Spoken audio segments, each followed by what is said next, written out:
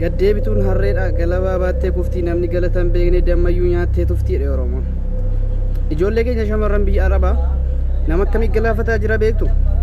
Ijoollee kaleessaa mana bunaa jala teessee titiisa ofirraa ooffataa tulte garatti hojjettu dhabdee jechuudha. Haala hojii wallaaltee ijoollee kaleessa hin gaddan mana caatii turtee titiisa ofirraa ooffataa turte. Ijoollee kaleessaa yuunivarsiitii fixxee baatee garatti galagaltu dhabdee shafoo fi gasoo fudhattee gara qeemaatii iseetti deebitedha jechuudha. Irra guddeessa sinii galee har'a garuu jireenya argine gaafa argitu ijoolleen keenya shamarranii maallaqa isaaniitti dhangalaasanii fidanii addanatti waraqaa baay'isanii fi addanatti laayisensii baasisanii fi addanatti konkolaataa bitanii fi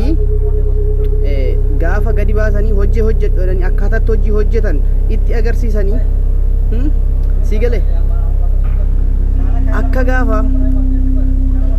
isa mana caatii jala turte sana irraanfattee isa mana bunaa sana jala teessee titiisa see waggaa meeqa ooffatte sana irraanfatteeti jechuudha. Ijoolleen keenya dhiiraa tokko tokko na dhagaisitti nima dhugaanii nadhaa liqimsi waa dhugaa sitti nima si galee har'a kana ijoollee waggaa meeqa mana madaamiitti bukkee haadha see nyaatte haga kana jireenya kee jijjiirte borii keenyaaf jette ijoollee keenyaaf jette haga kana sifaana aarsaa kan falte gaafa haalan taaneen gattee deemtu ijoolleen keenyi abdii kutattee lubbuu see balleessaarti. Obboleessoo shamarran keenya wallaaltu miti. Shamarra Oromoo dhugaan sitti hima wallaaltu miti jaamtu miti.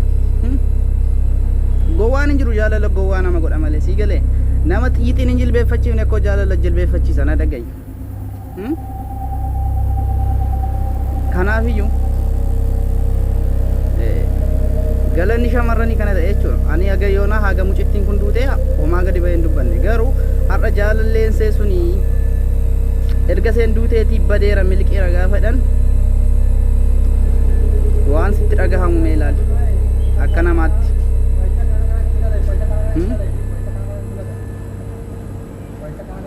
Nama dhiba dhugaa rabbi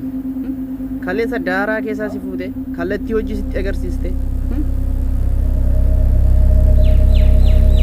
hinjiraan keessa nasirraa harcaaste malee maal si godhe yoo ta'e shamarran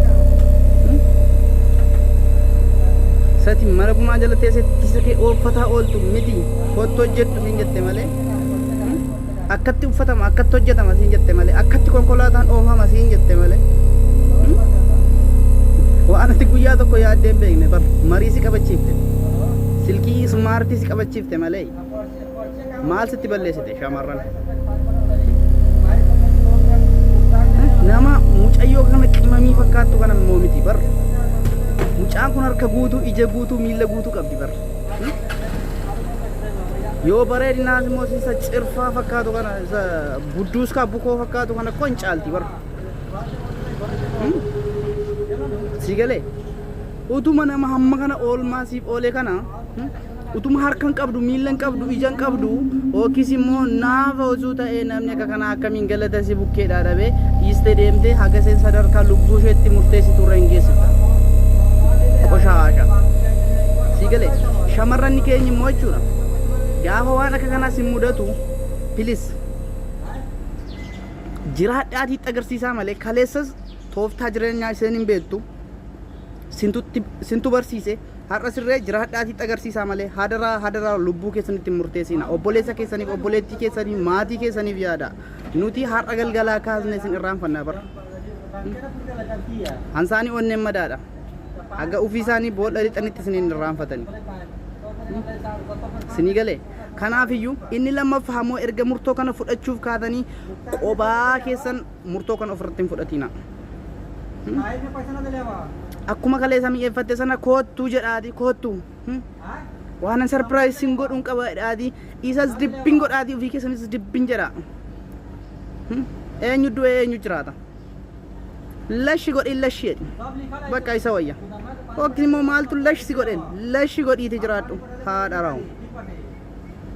si galtee maalitti balleete akkatti jireenyi jiraatamu isa barsiifte malee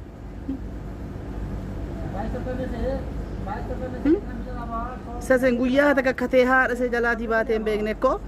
nama faana wal isa barsiifte bar nama keessa isa dhaabde malee maal abbaa isaati isa goote si galee kanaafu ijoollonni keenya hedduun argaa irra maallaqa hedduu isinitti dhangalaasanii fidanii gaafa as geessanii gaafa silkii ismaartii wayii qabattanii waan argitanii hin beekne gaafa argitan waan nyaatte jireenya kee keessa waan nyaatte hin beekne gaafa nyaatte nama jaalalaa fedhee sitti jilbeeffate nama jaalalaa fedhee si faana aarsaa kan fal'iiftee deemta gowwaa kun araadii nati sitti hin fakkaatin aboo nama gaddisiisa dhugaa rabbii